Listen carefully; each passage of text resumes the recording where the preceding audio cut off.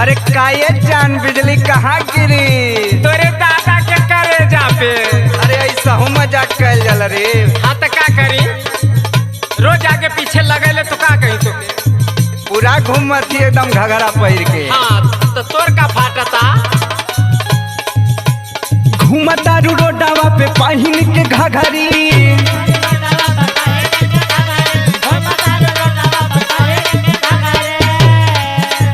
बुढ़ावा जवान लाइन मारता रे सगरी।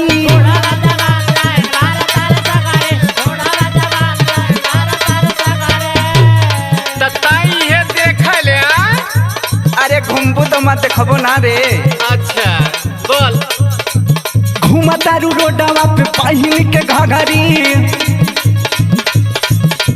बुढ़ावा जवान लाइन मारता रे सगरी। लब के पहाड़ तू पढ़ावतारू हो के करा से नैना लड़ावतारू हो।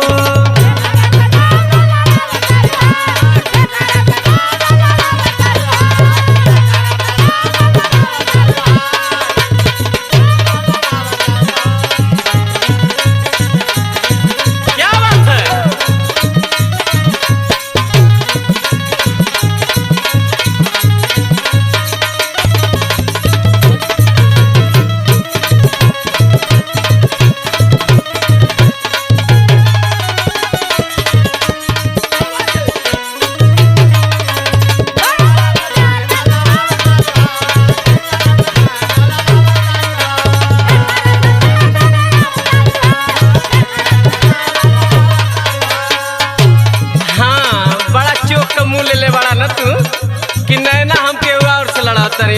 अरे करेजा लड़ाई तो ना केहू कही। हाँ हम नैना लड़ाओ तरी ना। चढ़ली जवानी में पूरा एकदम घूमा तारू पहिन के। तो तार का फाटा तारे तो सुन ऐसा डिलिया ना देखा तारे। अच्छा सुन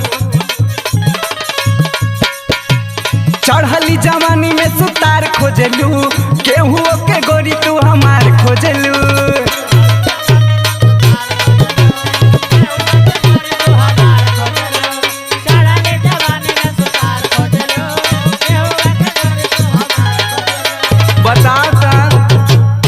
भरी जवानी में घूमत ही यही तो घघरी पहन के। हाँ का केहू कही रे तोके। अच्छा चढ़ली जवानी में सुतार खोजलू केहू के गोरी तू हमार खोजलू। रोज रोज खाली हमके तरसावतारू हो। रोज रोज खाली हमके तरसावतारू हो के करा से नैना लड़ावतारू हो।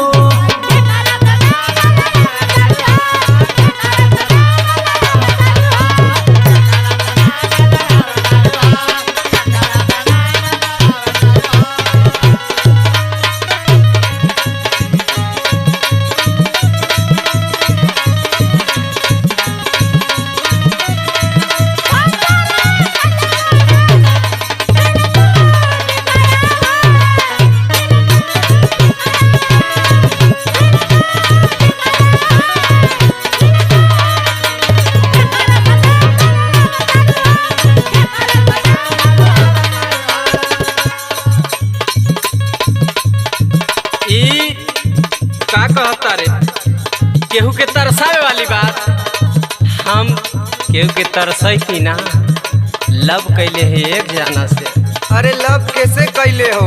ऐ संजय भैया भी का कहत हो तोहरे बारे में। का कहता रे बता सुना संजय बेदर्दी विशाल कहे बतिया कहवा बितैब तू संगवा में रतिया।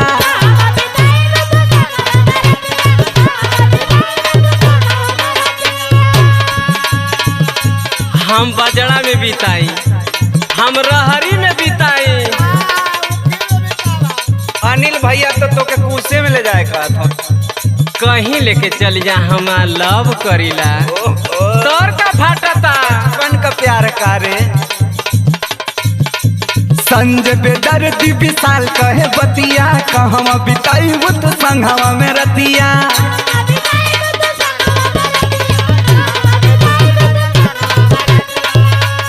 और हाई छोटू भैया के काहे भगावत रे ता?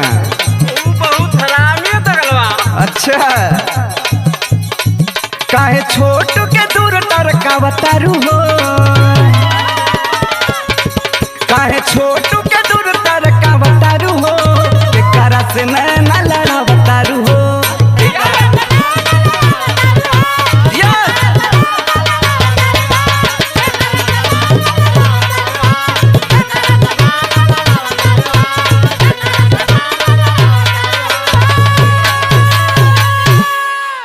अरे हाय दोस्त, आइए आज फिर से हम लोग आज कॉमेडी वीडियो बनाए हैं। ये दोनों डांसर में काम किया है। हाय हाय देखिए घाघरा चोली सब कपड़ा ये राजेश का है, राजेश प्रेमी का ये कपड़ा। ये सब मत बोलो। और दोस्त बताइएगा वीडियो कैसा लगा। किसी को कुछ भी जाए कोई दिक्कत नहीं, बट बेल आइकन दबाना ना भूलिए। देखिए आप वीडियो देखकर आप जो कीजिए, चैनल के सब्सक्राइब पर ईंटा मारिए, चाहे लाइक पर बांस मारिए, चाहे पान खा के सब्सक्राइब पर थूक दीजिए, कोई दिक्कत नहीं है, लेकिन सब्सक्राइब कर लीजिए। ढोलक को लाइक जरूर कीजिएगा। बजाने दीजिए।